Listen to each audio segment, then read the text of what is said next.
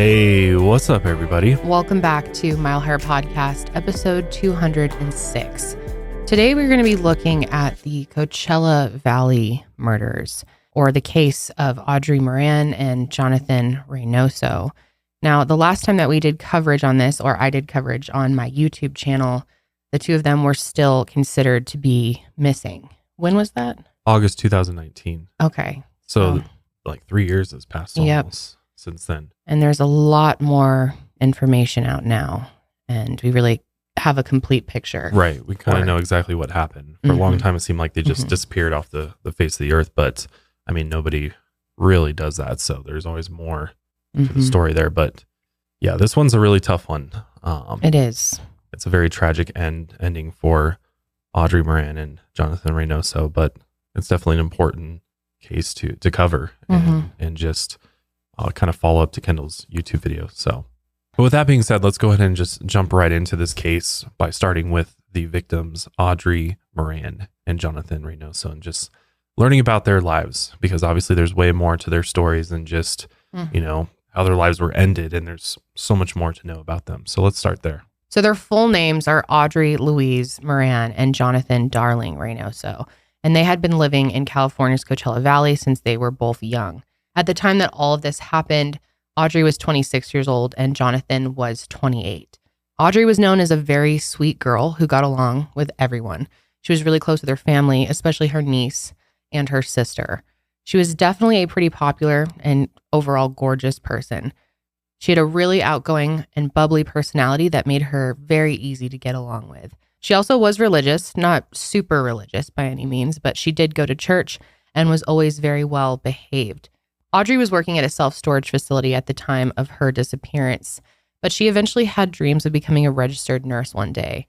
And at the time, she was taking classes at the local community college called College of the Desert. So eventually, Audrey started seeing Jonathan Reynoso. And Jonathan was originally from New York City and lived there with his mom, Myra Torres. And after he moved to the Cathedral City area as a kid, he started going by Jonathan Darling, which is his father's last name. Jonathan was a very energetic, life of the party type of guy. He was always fun to be around, and he had a lot of genuine, good friends. And he was also definitely a big family guy, and he loved sports. We really don't know that much more about their personal lives, but we do know that they were deeply loved by their friends and family. And we also know that they both had very similar personalities, which might have been what attracted them to each other. However, we don't know if Audrey and Jonathan were a full-on couple during this time. They were definitely seeing each other, dating, but we don't know how casual that was. We don't know if they were exclusive. Audrey's Facebook account did say that she was single. However, of course, that doesn't really mean much because, you know, younger people these days really aren't updating their Facebook profiles. I haven't been on Facebook in probably close to 7 years. I don't even know if anybody even updates it on Facebook anymore. Well, I haven't seen. There's probably a lot of people who do, but the average person, I feel, doesn't take their profile that seriously, you know? I think the last time I did was like high school, probably. Yeah. It's been a long time. And Jonathan didn't have a Facebook, so there was no way to tag him in any relationship status update, but it looked like they had been spending a decent amount of time together before they went missing, so the relationship seemed like it was progressing pretty well. The two of them had been spending more and more time together, but there were some rumors going around that Audrey was seeing or had been recently seeing another guy. We will take a look at that supposed other guy later on in the story. So anyway, Audrey had been living with her mom in Indio, and Jonathan had been living by himself in an apartment in Palm Desert. So they were both living in the Coachella Valley area, and he probably recognized that name from the famous music festival Coachella, which takes place in Indio. The Coachella Valley area is basically a collection of towns that includes the town of Coachella itself. It's a desert area that's very dry and very hot, and the area does have an issue with gangs and drugs. Jonathan had been working at the Desert Regional Medical Center in nearby Palm Springs as a surgical technician, but he was having problems with his finances before he disappeared, and he was in between jobs. His family thinks that he had been recently fired from his job, but he hadn't told them because, you know, he felt embarrassed about it. He didn't tell any of his friends either. It was also later discovered that Jonathan was behind on rent. He owed his apartment complex about $2,200 in back rent, and he was allegedly due to be evicted on May 12th, 2017. So this brings us to the day of their disappearance, May 10th, 2017. And this day was shaping up to be pretty much a normal day for them in the Coachella Valley. At 5:44 p.m., Jonathan ordered a pizza from Domino's to his apartment complex, the region's Palm Desert. We don't know when exactly he received the pizza or how long it took him to eat it, and his roommate was at work, so we only really know that he ordered it and it got to their apartment. Meanwhile, Audrey worked a shift at the self-storage facility in Bermuda Dunes and left there around 8 o'clock. She then went to her older sister Amber's house in Coachella after that and hung out for a little bit. Audrey told her sister that she was going to pick up Jonathan and take him back to his apartment in Palm Desert. He was apparently on his way back from a trip to Brawley with friends, and their pickup location was going to be somewhere between Coachella and Imperial County. Jonathan's real friend group had no idea who these so-called friends were, as they'd never heard of them before. They had no idea why he'd be hanging out with these guys. This trip to Brawley was suspicious for a number of reasons. The first being, of course, the fact that Jonathan's friends had no idea what connection he had to Brawley. Again, no idea who these so-called friends were, and they didn't know of Jonathan having any sort of friends or relationships in Brawley at all. Basically, Jonathan going to Brawley didn't make any sense to them. It's an hour and a half away from his place in Palm Desert, and Jonathan didn't drive, so he didn't have a car to get down there. So how'd he get to Brawley if he actually went there? And why would he need a ride back if he went with friends? Maybe those friends would only drive him as far as their house or somewhere in between Palm Desert and Brawley, and that's why he asked Audrey for a ride. There's also the fact that Brawley is pretty close to the border, and Jonathan's friends said that he was always afraid to get too close to the border area. They all went to San Diego for Jonathan's 24th birthday, and I guess he was pretty freaked out by how close they were to Mexico. According to area locals online, Brawley is a pretty rural town. It also has a high crime rate, and some people have said that there's a lot of drug running going on in that area. So it seems like it would be pretty out of character for him to take a trip close to the border with no car and hang out or meet up with these unknown friends of his. There's also the issue of timing. Jonathan ordered the pizza around 5:44 p.m., and we don't know how long it took for the pizza to actually be delivered, but we can safely assume it was at least about half an hour. If Audrey was supposed to go pick him up around 8 or 9, that's a pretty short window of time for him to order and eat the pizza, get all the way down to Brawley without a car, do whatever it is he was doing down there, and then come halfway-ish back. She's run through every scenario in her head. She doesn't believe Jonathan was ever in Brawley. Unless you're flying, unless you have something that's really quick, how the heck did you make it to Brawley and back? So no. So why would Jonathan order a pizza if he was off in Brawley over an hour away? It looks like it's been confirmed that the pizza was taken inside the house and the roommate was at work. So Jonathan was at home and received the pizza. So was he ever really in Brawley? It was believed that he and Audrey met up at some point that night, but it was basically unconfirmed if Jonathan was ever in Brawley at all. So people started to wonder if someone was using Jonathan's phone and used the Brawley thing as sort of a trick to get her to go to a certain location. At some point, Audrey went to pick up Jonathan. She was supposed to come back to her mother's house that night. At around 8 p.m., Audrey's mom texted her, "Mija, where are you?" Audrey responded and told her mom that she was there with Jonathan. She also sent a picture of the two of them at 8:45 p.m. I asked her, "Mija, where are you?" She texted me from her phone when I spoke to her. And that was at 8 o'clock at night? It was past 8. And what did she say? She just, that she was there with Jonathan. That was it. Did she sound scared or worried or? No, because she sent a picture. So at first it was reported that this picture that she sent was taken that night. But that picture was actually taken the day before at a local Mexican restaurant. It was also reported that the picture was sent to Amber, Audrey's sister, but it was actually sent to her mother. There's a lot of conflicting information that's been spread about this case, so we're really trying our best to stick to the facts and mention things when they are unconfirmed. But anyway, Maria got the picture and figured everything was fine, that Audrey was off with Jonathan, safe and having fun. Jonathan and his friends had a group DM on Instagram where they'd chat and send memes back and forth to each other. And that day, one of Jonathan's friends sent a meme to the group chat. There were no replies for a few hours, but at 9:05 p.m., they got a message from Jonathan that said, quote unquote, "I'm dying right now." The text is pretty ominous when you consider that this was the last anyone heard from Jonathan. It's likely that he was responding to a meme. You know, people always say, I'm literally dying when they mean, this is super funny. but it's possible that the message might have been serious. Unfortunately, Jonathan might have been telling his friends that he was actually dying. Jonathan didn't have cell service on his phone, so he could only use it over Wi-Fi. So that message might not have been sent until Jonathan connected to a Wi-Fi hotspot. But the fact that Jonathan could use his phone over Wi-Fi also brings up the question, where was Jonathan when he texted Audrey to pick him up? It also probably makes it hard to track Jonathan's phone usage throughout the day, since we can assume it wasn't pinging off any cell towers. Audrey's phone never pinged from anywhere east of the Coachella Valley before it was turned off, which means that she didn't go to Brawley.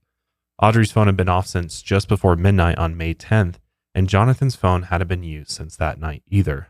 Before we continue trying to piece together the timeline of the last communication of Audrey and Jonathan, we're going to take a quick break, and we'll be right back. We all know that shopping can be daunting. You never know if things are going to fit. Returns can be difficult, and sometimes you don't even know where to start. So this season, let Stitch Fix do all the hard work for you. With Stitch Fix, it's easy and fun to get started. All you got to do is take a few minutes to set up your Stitch Fix style profile. You just answer a few questions about what you like to wear, what you don't, and how open you are to trying new styles. Then Stitch Fix's expert stylists will get to work. They will find items exclusively for you, and every piece is handpicked just for your unique size, style, and in your budget, which makes it the best way to discover clothes that make you look and feel your best. Stitch Fix will send you 5 pieces to try on at home. Then you just keep what you love and send back what you don't. Then shipping, returns, and exchanges are easy and free. I know I've said this many times on our show, but I am a huge fan of Stitch Fix, and I have been a customer for years on my own before they were actually sponsoring our show. It just makes my life so much easier. I love getting a Stitch Fix box. I swear they always just happen to come in right when I need something to wear for an event, or I need something for recording, and it just is right there for me. So sign up today at stitchfix.com/milehigher to get $20 off your first purchase. That's stitchfix.com/milehigher to get $20 off your first purchase. That's a limited time offer, and you have to purchase within 2 days of sign up. Good health starts with good habits. Quip makes it easy by delivering all the oral care essentials you need to care for your mouth. Before I found Quip, it was always a struggle to make sure I did all the things every single day you need to in order to have top-notch dental hygiene. But once I started using Quip's products, the game changed for me. My mouth got so much healthier. I just felt better. And honestly, I love every single one of the Quip products, including their Quip electric toothbrush, which is loved by over 7 million mouths, including mine. It has timed sonic vibrations with 30-second pulses to guide a dentist recommended 2-minute clean. I surprised myself when I started using the Quip toothbrush at how much longer I should be brushing my teeth. I feel like for so many years, I did probably like a minute and then stopped. So the Quip electric toothbrush makes sure I get the perfect clean every single time. It's lightweight and has a sleek design for adults and kids with no wires or bulky charger to weigh you down. It also has this cool multi-use travel cover that doubles as a mirror mount for less clutter. I've used that travel cover so many times on so many trips. It really keeps your toothbrush nice and clean while you travel. And I love the reusable handles that it has. You just have to replace the head, and all the handles have these sleek metal hues, which are really cool. I have the all black handle. So if you go to getquip.com/milehigher right now, you'll get your first refill free. That's your first refill free at getquip.com/milehigher. GETQUIP.com/milehigher, because Quip is the good habits company. So Maria, Audrey's mother, went out to lunch with her oldest daughter, Amber, the next afternoon. And Amber told her that she had been calling and texting Audrey all day, but her calls were going straight to voicemail and none of her texts were being delivered. So obviously her mom got concerned about Audrey pretty quickly. Her daughter was always in constant contact with her family, but no one had heard from her since the night before. And Audrey hadn't come home after class that day at College of the Desert. The two families tried to get a hold of Audrey and Jonathan all day and all night on the 11th, but they didn't hear anything from either of them. And that was really bizarre, considering they both had upcoming plans for the weekend. Mother's Day was on Sunday, and Jonathan was supposed to go to a concert. Audrey was supposed to hang out with a bunch of her friends. So by the early morning hours on the 12th, Maria was just beside herself with worry. She decided to try and find Audrey through her car's OnStar system. For those of you who don't know, OnStar is basically a service that's installed in many cars to connect drivers to emergency services. They also provide navigation and tracking services. So when Maria called OnStar, they told her that they were able to locate Audrey's SUV via GPS, but they weren't able to give her the exact location until she filed a missing persons report. So that's exactly what Maria did. And that day, police used OnStar to find Audrey's SUV. Police tracked the GPS coordinates to the car around 8 or 9 a.m. on the 12th. It turns out it had been abandoned on the side of Interstate 10 in the town of Beaumont. And there weren't any signs of foul play or any forced entry in or around the car, but one of the back windows was left slightly open. The car was locked, it was empty, and it was in good working condition. There were no issues with it, and it was all fueled up as well. So it hadn't been broken down. And of course, there was no sign of Jonathan or Audrey anywhere near the car. It was also definitely an odd place to find the car, considering Beaumont is like 45 minutes north of Palm Desert. So there's not a lot there at all. It's one of those exits with barely any services and really nothing going on. Plus, Beaumont is in the opposite direction of the route to Brawley. So Audrey really had no reason that she would be up there if she had been going down to get Jonathan. And the police would probably not have let that car sit on the highway for very long. So it was probably dumped sometime on the 11th, unless Audrey and Jonathan disappeared from the car sometime that day. Bloodhounds tracked Audrey and Jonathan's scent for about 50 feet from the car before they lost it. And it's important to note that some of the reports say the bloodhounds only tracked Jonathan's scent. So we know that at the very least, the dogs picked up Jonathan's scent. And other reports say that the scent disappeared into a field, but it was really up the embankment and would have been in full view of the highway traffic. So it wasn't a field. At around noon on the 12th, Jonathan's family reported him missing as well. And at first, the police didn't seem to suspect any foul play. They were treating the case more or less like a voluntary disappearance, as far as the public knew. They were very hush-hush about the case, and as we'll see later, it was probably for good reason. I was just going to say, I'm like looking at the picture of where the car was stopped on the highway and the embankment where they said the bloodhounds went up. Mm-hmm. It is like, it looks like if you climbed up there, you'd obviously be able to look over at the highway, but it does look like there's some trees and other foliage up there. I'm just wondering if they actually walked up there to do something. It kind of seems like if that's where the scent went, then clearly they went that way most likely. If they stopped on the side of the road, where else would they have gone? Mm-hmm. Yeah, but it's weird that the bloodhounds only potentially picked up Jonathan's scent, not hers. Yeah. Were they separate? Why Yeah, I don't scent, know. not hers? Yeah, Yeah. that's kind of weird. Yeah, there's a lot of confusing elements. What I'm thinking is that did they go up there and do a drug deal in those woods up there above the highway? Because I'm just trying to think, why'd they stop on the side of the road? Did they stop there and then get picked up by somebody? Were they stopping there to leave their car there and then they were meeting somebody to get picked up there? Or did they meet somebody there on the side of the road, then they went up above the embankment into those trees? I'm just trying to figure out why the scent went that way. As you can imagine, Audrey and Jonathan's families were absolutely devastated by their disappearances, and nothing made sense to them. And they knew that because they were so close with them that they'd never just up and leave like this. So something was obviously off about this. They were desperate to find the couple, and the two families offered up a $10,000 reward for any information that would lead them to their kids. They also passed out rubber bracelets and Christmas ornaments that had the number to the family's tip line. They even held vigils, fundraisers, and started a GoFundMe. Local journalists and reporters helped spread missing persons flyers and keep the case alive in the news. The families also took to social media to try and get the word out. Jonathan's mother started posting her letters to Jonathan and Audrey on Facebook in hopes that they might be able to read them. Audrey's family also started a Facebook group called Find Audrey Moran. But they also noticed something weird happening online 15 days after the couple went missing. Mysterious posts started popping up on different social media sites from a man named Aaron, including in the Find Audrey Moran Facebook group. On one social media post, Aaron wrote, "I know exactly where both are. Patience is a virtue." This one man's been making comments, and I'm like, I've seen this name. Someone had iMessaged me the beginning of June. And she says, you know, this is weird. This person, what he's saying. And I look at it, and it's the same person. I saw the name, and yeah, it is Aaron. I see like the things he wrote in this recent one that, what is it? Patience is a virtue or something. To me, it's like, One of Audrey's friends said that she'd been texting in their group chat in the days leading up to Audrey's disappearance, and she'd been looking forward to a road trip they were all supposed to take that weekend. A local reporter asked that friend about the mysterious Aaron on social media, and that friend said Audrey did know someone named Aaron, but she doubted that there was any connection to the case. The friend said, quote, "They weren't dating, no, not that I know of, and she would tell me everything." But more news came out about an ex-boyfriend of Audrey's that the police were looking into. The police executed a search warrant at the ex's house in Coachella. and they were also allegedly spotted carrying out black trash bags full of evidence.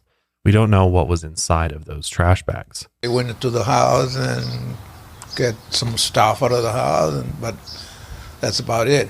But they haven't lived there ever since that search warrant was served? No. We're not identifying the man who lived there because he has not been named as a suspect in the case.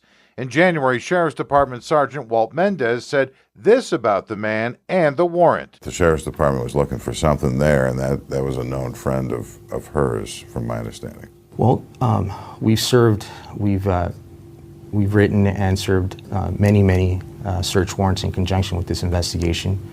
As far as to specific locations and people that we are looking at, I'm not in a position to disclose that information. Some of those ex-neighbors allege that whoever lived in that house liked to throw a lot of frequent loud parties. But after Audrey and Jonathan went missing, those loud parties all of a sudden stopped. Also, the police found out that 12 days after Audrey went missing, her ex reported his car was vandalized and stolen. The next day, the police found it torched in the nearby town of Thermal. The car was basically burnt to a crisp. The ex allegedly lit the car on fire himself and tried to make it look like arson. But why? It could have been insurance fraud, or it could have been destruction of evidence. So people started to wonder what Audrey's ex was hiding. They also wondered if that ex was the mysterious Aaron person who was making all of those weird social media posts. The local news even tried visiting that ex's house, but there was no answer. I also went to a home in Indio. The address where that car was registered, there was no answer. I sat down with District Attorney Mike Hestrin, who says his office is keeping close tabs on this case as the Sheriff's Department continues to investigate. It's a cold case. It's a thorough investigation, and trying to figure out what happened. And if they can figure that out, I'm sure the next step is who did it. Theories started to float around about what happened to the couple. Some people thought that they were kidnapped from Audrey's car. Other people thought that they were possibly stopped by a fake police officer. The Coachella Valley area has its fair share of gang-related crime, and some people thought that Audrey and Jonathan might have been targeted in some sort of crime of opportunity or a random attack. Then there was a theory that drugs played some part in their disappearance. Maybe the couple had gotten in over their heads with some shady people. And finally, there was a theory that the couple just decided to voluntarily disappear, that they basically just left without any of their personal items and left their old lives behind. For Jonathan and Audrey's friends and family, this was pretty much an impossible scenario to them. And there really wasn't any There was no evidence evidence of to that. suggest that. Yeah, nothing that would make you even think they would. I mean, I guess I do remember a lot of people brought up since because he was having all these, financial issues, Right. and he could have been running from his life, but it's like, They weren't you'd think there'd be that so bad. much more. Yeah, Right. They weren't right. that bad to literally Yeah. need to start a whole life over again. Yeah, that theory just really never made sense and didn't make any sense for Audrey. Well, we don't even know if they were like a couple trying to run away either. You know, I think it was kind of the assumption that they were this couple that just wanted to run away together, but there's not really evidence for that. We don't even either. know how serious their relationship was at that point. I was going to say, it honestly sounds like they were more just kind of hanging out, maybe hooking up, doing stuff together, but it's not like they were living together and like a super deep and serious and had some big secret or some huge amount of debt that they needed to bail. Gonna commit to running away No. together for the rest of their lives. I mean, that just truly never made sense. But for 3 years, Audrey and Jonathan were missing with no trace of them anywhere. Law enforcement was pretty tight-lipped about any information they had on the case. After 2017, updates on their case were few and far between. It was almost like they had just vanished into thin air. That is, until June 27th, 2020, when the police made a shocking announcement. They had arrested 3 suspects in the murders of Jonathan Reynoso and Audrey Moran. These are the photos of 2 of the 3 suspects arrested, sent out late Saturday night by the Riverside County Sheriff's Department. 32-year-old Abraham Fragoso of Indio and 41-year-old Jesus Ruiz Jr. of Stockton, now in jail and facing murder charges in the deaths of Audrey Moran and Jonathan Reynoso. The 3rd suspect, also behind bars, is a Coachella man identified as 28-year-old Manuel Rios. The Sheriff's Department not releasing any details on how, when, or where the 3 men were arrested. The department also saying the investigation is continuing and is still encouraging the public to contact investigators with any information in the case. So Manuel was the one who killed Jonathan, and he was charged with 2 counts of first-degree murder. Abraham was the suspect who killed Audrey, and he and Manuel were charged with murder with a special circumstance. of the killing of a witness. In other words, Audrey had watched Jonathan's murder before she was killed. How brutal is this killing? Any killing would be brutal. But I guess what I will say is there are people living among us that don't have the same moral values that the rest of us do. This obviously was not any killing is bad, but this was not a particularly easy murder if there is one. This was very bad. So that was a pretty odd way for him to say that. Obviously, he was getting uncomfortable. He probably knows the details of how brutal it actually was, but it sounds like it was terrible, which I can't even imagine how her parents would feel and his parents. I mean, getting that type of explanation for their deaths has to just be... It's just where they use the word easy. Yeah, it was like weird. His choice of words was questionable. It was. I mean, especially for somebody who does this on that. for a living and has to like give press conferences like this. Like, yeah, definitely. And then the wasn't weird, best. like, I don't know if you saw, but there was like these weird, like smiling. Like, I know almost, like, he smile. smirked. Yeah, I don't know. That was a strange. I think he's smiling because he's uncomfortable. Yeah, I think so too. Because I mean, we'll talk about in a sec what happened. So it seems that after Jonathan was killed, Audrey became hysterical and said that she would go to the police. And the suspects were afraid of what would happen if she did that. So Abraham strangled her and snapped her neck. Jesus was charged with 2 counts of willfully and unlawfully having knowledge of the murders. And he was also charged with harboring 2 of the suspects, Manuel and Abraham. The police didn't give up a lot of information, but they encouraged the public to submit any tips they had. And they also hinted that there could be more arrests made in the case. So then on June 30th, 2020, the police announced that they found human remains. And they were pretty sure that the remains were Audrey and Jonathan. They just needed DNA tests to confirm that. We have found remains. We thought we would be able to get DNA results back before the press conference. We have not done that. So right now we are still waiting on the results of the DNA testing to confirm that it is them. However, the investigation that led us to the remains indicate that we did find them. Which obviously their friends and family were hoping for a way better outcome here. But I'm sure getting the answers finally was some sort of closure for them after all of this time wondering. On July 22nd, 2020, the police arrested 3 more suspects in connection to the murders. 31-year-old Eric Rios, 27-year-old Adeline Castaneda, and 28-year-old Aaron Bernal. So it turns out that there was an Aaron connected to the case.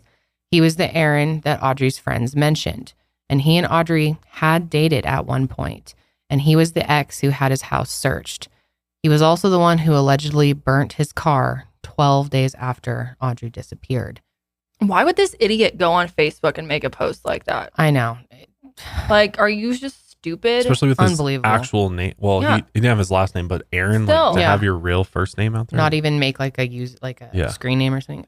It's harder now to be anonymous on Facebook. They kind of make you. So then just don't say anything. Yeah, call yourself anything else. Or Yeah. just keep it The fuck? shut. I mean, yeah, it's stupid. Stupid. And it's just evil. I mean, Yeah. to like So- taunt family and friends like that, I mean, you've got to have absolutely no human value, which clearly none of these people really did.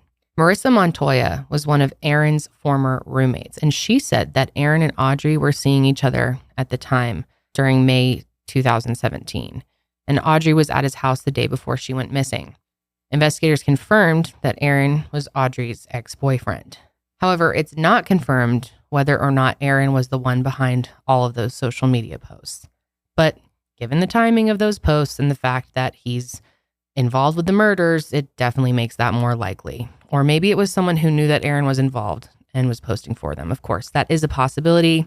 I don't know about you guys, but I think it was most likely him. Yeah, well, especially because like Josh was saying, it's pretty hard to make a fake name on Facebook. Obviously, Right. you could go make a new account under the name Aaron, but it's a little bit more difficult than just like if you were on Reddit or something. Yeah, that is true. I'm sure police even reached out to Facebook and probably got the real identity of that account. Yeah. So Aaron was charged with 1 count of murder related to Audrey's death and 1 count of being an accessory. Apparently, the murders had taken place at his house. He also allegedly fled to Mexico after the murders, but we cannot confirm this. Eric, Manuel's older brother, was charged with 2 counts of being an accessory after the fact. Adeline was charged with 1 count of murder for Audrey's death and 1 count of being an accessory. Adeline was actually already in jail at the time of the arrests. She and her boyfriend Manuel were picked up in February of 2020 on unrelated drug charges.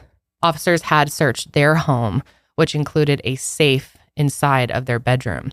And in the safe, police found 5 pounds of cocaine, 446 grams of methamphetamine, and 26 grams of heroin.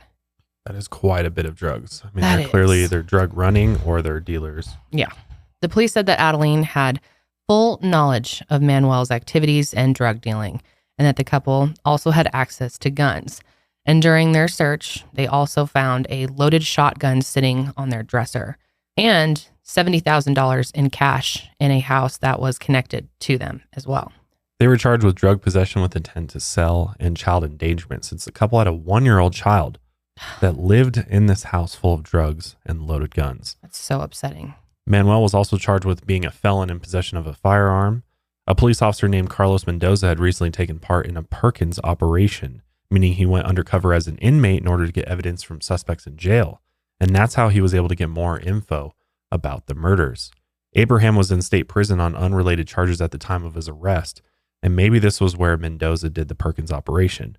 Or it could have been after they were arrested for the murders. We're not exactly sure what the cops knew and when they knew it. In jail, Carlos was part of a conversation between Abraham and his cousin. Abraham said that there was a drug deal that went bad between him, Manuel Rios, and Jonathan, and he and Manuel wanted to teach Jonathan a lesson by just roughing him up. But Manuel hit Jonathan so hard that he accidentally killed him. Adeline tried giving him CPR, but it didn't work. I highly doubt she gave him CPR. Yeah, or tried that Yeah. hard. Mendoza thinks that Abraham strangled Audrey because the suspects were afraid that she'd go to police, and then Manuel disposed of the remains. Manuel, Adeline, and Abraham were definitely shady characters, and they were pretty much known drug dealers in the local area. Jesus and Eric already pled guilty to their charges. Eric Rios in late February of 2022 and Jesus Ruiz Jr. on September 10, 2021. 12 days later, Jesus was sentenced to 2 years in prison, but he was released due to time served. Before we get into the rest of the charges, we're going to take our last break. We'll be right back. Lately, I've been listening to a ton of Zach Bryan's new album, and in order to enjoy that even more, I've been using my Raycon wireless earbuds to do it. The Raycon everyday earbuds look, feel, and sound better than ever. They're seriously the most comfortable earbuds I've ever used, and I've used all of the other top name brands out there, and is the only earbud that doesn't hurt my ears when I fall asleep in them. They're so comfortable, and they have the perfect in-ear fit, so you literally don't feel like you're wearing earbuds at all with Raycon's earbuds. Raycon also offers 3 sound profiles to match what you're listening to, plus they have noise isolation and an awareness mode. So when you're out walking the dogs, maybe you're worried about cars coming up on you. When you have the awareness mode on, you'll be able to hear them coming up behind you and be able to keep yourself and your dogs safe. Raycons give you 8 hours of playtime and a 32-hour battery life. Plus, if you need to charge, it's super easy. You can even do it wirelessly. But best of all, the biggest selling point with Raycons is you get the same great audio as all of the other premium audio brands, but at half the price. And yes, this is really true. So it's no wonder Raycon's everyday earbuds have over 49,000 5-star reviews. Check out Raycon's wireless earbuds, and my guess is that you're going to want to leave them a 5-star review too. Go to buyraycon/milehigher today to get 15% off your Raycon order. That's buyraycon.com/milehigher to score 15% off.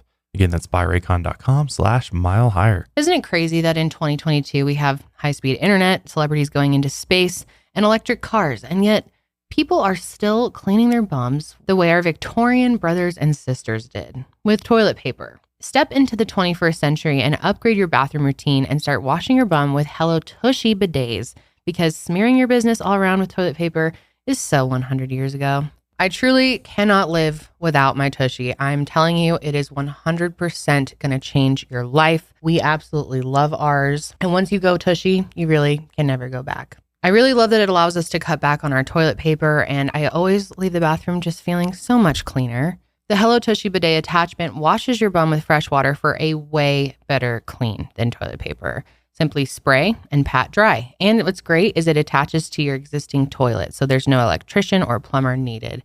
And it installs in less than 8 minutes, so it couldn't be any easier. And like I said, it cuts back on your toilet paper usage by 80%, saving you money and paper waste.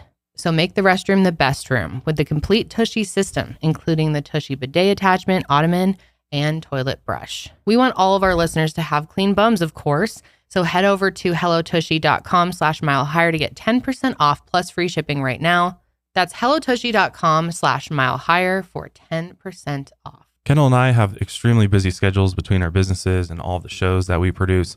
We just really don't have time to go grocery shopping. But HelloFresh, they've been a longtime sponsor of ours, and we love them. They make sure we get quality and delicious, nutritious meals on the table in 30 minutes or less. And they take the brain work out of planning a menu for yourself. What's great is that you can go online on their website and you can actually pick out all your meals for the month ahead of time, which is great. HelloFresh now has 30 dinner recipes to choose from every single week. So that's tons of choices. You'll never get tired of eating with HelloFresh. Plus, HelloFresh is 72% cheaper than dining at a restaurant and is even cheaper than grocery shopping at the store. So that's more money in your pocket. We've tried so many HelloFresh meals, and I got to say, I've never made a HelloFresh meal that was disgusting or I had to throw out because I didn't like it.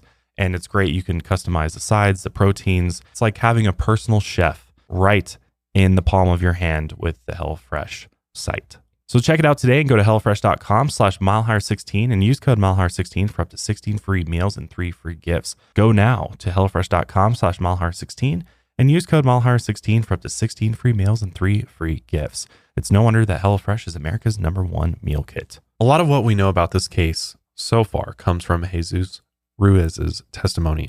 He spoke at preliminary hearings that were set to determine whether there was enough evidence to move to trial.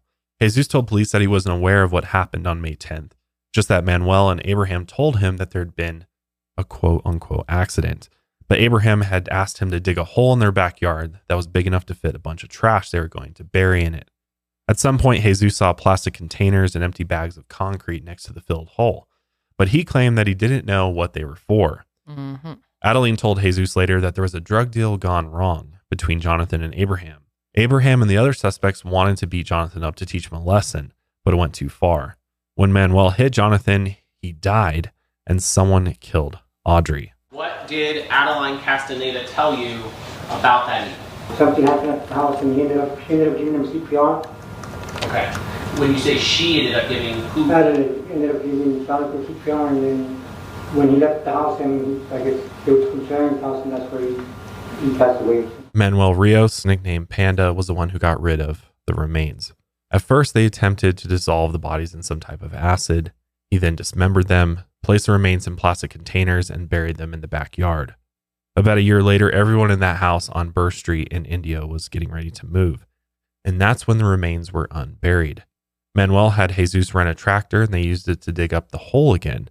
They dug up body parts, bones, and a big concrete object. Other than cement, did you see anything else while you were digging up the hole? 1 or 2 body parts that I seen in the movie. Okay, that's what I'm thinking.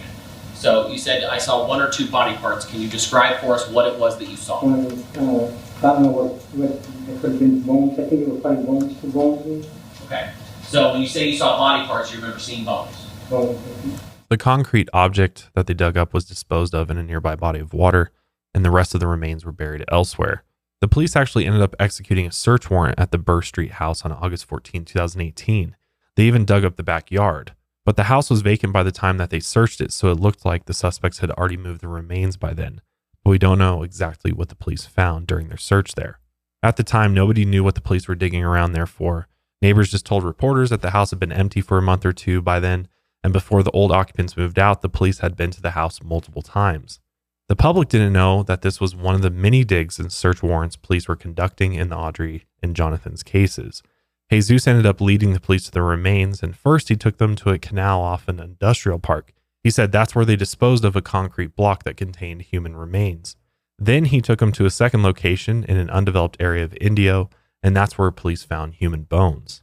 And on October 16, 2020, DNA testing positively identified the remains as belonging to Jonathan Reynoso and Audrey Moran. According to the investigators, the killers had a mutual acquaintance with the victims, but they wouldn't say anything more than that. All they said was that the suspects were known to the victims. But we did some digging and found out something pretty interesting. If there was a kidnapping involved, we would have charged with that. So technically, there was it wasn't like a random kidnapping and then something happened to them in that sense of the word. So It's a technical thing that I won't get into. Okay, so is it safe to say maybe that they knew each other? I mean, they were all acquainted? Yes. So it turns out that Audrey and Adeline actually knew each other. Not only that, but Audrey had known her killer since they were all kids. They'd actually gone to the same middle and high schools, except for Jesus. That is so upsetting. I can't even imagine what was going through her mind in the end. Yeah. I mean, especially knowing that they knew them and grew up with them. And it probably just all happened so fast and was so shocking. Just, So do you believe their story that this was just like a drug deal gone wrong and they freaked out? And I mean, it is possible, right? It could have been to scare them, to scare him, and that she witnessed it and said she was going to go to the police. I mean, that story could make sense, but it also could be a way to try to lessen. Yeah, that's what I feel like. Based on who these people are, my guess is that this story is concocted to make them look, because even in their testimony in court, the way they're talking, they're trying to be respectful, right? But these guys are like bad with how individuals, brutal this was. Yeah, would they have been the type to just scare someone? Right. You know, but I mean, it is possible. Who really knows? No one will ever. Well, it's like know. to just teach somebody a lesson. Like they must have beat him really bad, which that just shows you the nature of who these people are. They're dangerous. Yeah. Likely. I mean, they could even be, or it takes one strong wrong blow and can really kill someone. And obviously there is the fact that it may have not been just to keep them alive because they cared. They also don't want the inconvenience of having to, it's obviously not easy to deal with remains and an investigation and all of that. So it is possible that it went too far and it was accidental in a way, you know? I'm just wondering what actually went wrong. Like, what about this drug deal went wrong? Like, I almost think that it must have been something in order to beat somebody to the point of death. I'm wondering if there is more of a relationship there, at least on Jonathan's part, than what we even know. Because, I mean, it's interesting to me that Jonathan was could have been evicted from his apartment. He owed them money. I'm wondering if he owed these guys money. Yeah. And maybe Jonathan was involved with them in some sort of drug operation, potentially. I don't know. But it's just a thought, because I'm like, were they just going to purchase drugs? Like, I'm like, or this was he in more desperate situation? It doesn't add up. Like, there's something missing as far as what actually happened in that transaction that we just don't know. There's a lot of information that might come out in this trial that is upcoming. All 4 murder suspects have pled not guilty. And like we said before, the 2 other accessories pled guilty. All 4 suspects face the special circumstance charge. And if prosecutors decide to pursue the special circumstance, that puts the death penalty on the table for all of them. Wow. Yeah. And at the trial, we'll probably find out a lot more of the details in this case, a lot of the questions that we're asking. Yeah. And I'm sure a lot of you guys have. I know that this episode didn't have all of the answers that we all want to know, but this is just what we have at this point. And when the trial happens, we will also hear about important DNA evidence and cell phone records. And that will tell us a lot as well. But as of right now, we're still missing those key details. But after years of pain and searching for their loved ones, Jonathan and Audrey's families finally have some form of closure. Obviously, this did not turn out how they were horrific. But, I think most people that go through these types of cases would tell you that they'd rather know than continue thinking that they're missing indefinitely. I mean, that's just, not knowing is almost worse. Yeah. But it's a terrible, terrible outcome for them to have to digest. It seems like to me that Audrey and Jonathan, really good people that got mixed up with really bad people. Yeah. And sometimes when you're in a desperate situation, and it seems like Jonathan was potentially desperate to make money in order to get himself out of this financial situation he was in, that potentially he got involved with these guys because, he's going to potentially sell drugs. This is just theory. Obviously there's no evidence of this, but just I'm trying to put all the pieces together in my mind of how this happened. And obviously in no case, in any sort of situation, doesn't matter what type of crime you're committing, you should not, nobody should end up dead. And so at the end of the day, all of these guys honestly should be facing the most severe punishment. I wouldn't be surprised if they all face the death penalty, because it's just brutal. Obviously, we're all curious how exactly this played out. How did the two of them end up in this situation specifically, especially because we know that some of these people are Audrey's old friends. So clearly she has a connection to it as well. She wasn't just with Jonathan, but we just don't know exactly how that all unfolded. Yeah. I mean, when I hear about how they dispose of the bodies, my first thought was like, these guys are cartel affiliated. And it's interesting because Abraham's actually from Cullican, Sinaloa, which is where the Sinaloa cartel's based. So it's possible that they have cartel connections. I mean, it's possible. It's crazy. There's tons of cartel gangs and affiliates running through these areas of the country. And it's one of those things where they're just so ruthless and brutal. Like even in a drug dealing situation, if you don't pay them back, they will just kill you. Yeah. And it's horrible.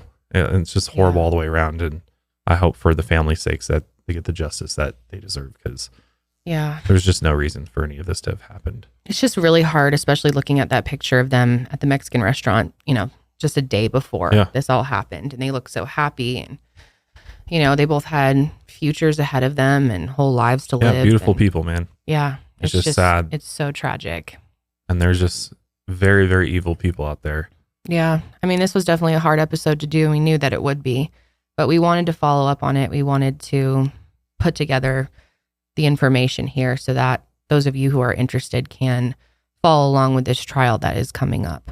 Right. And just, feeding off your video, because where you left, I mean, you left off, you had no idea what could have happened. So there was a lot of theories that kind of theorizing were out there. So this really, kind of leads us to the end of this case, once this trial's over. And, I'm glad in the fact that this isn't going to be a cold case forever.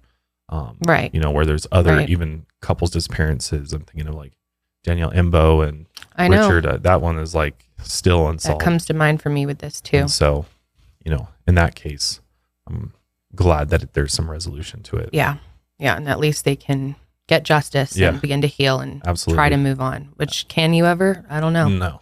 They'd probably say no. You can try your best, but it's one of those things that it's just difficult. But we're going to go on to wrap up today's episode there. Let us know your thoughts on this case in the comments below if you're watching on YouTube. Make sure you subscribe. We really appreciate it, as well as on Apple Podcasts and following us on Spotify. It really does help us out. But we will see you guys next week with another episode of the Mile Higher Podcast. We got a little bit of a different one for you, which we're pretty excited to do. Really interesting. So we will see you guys next week. But until then, keep taking your mind a mile higher.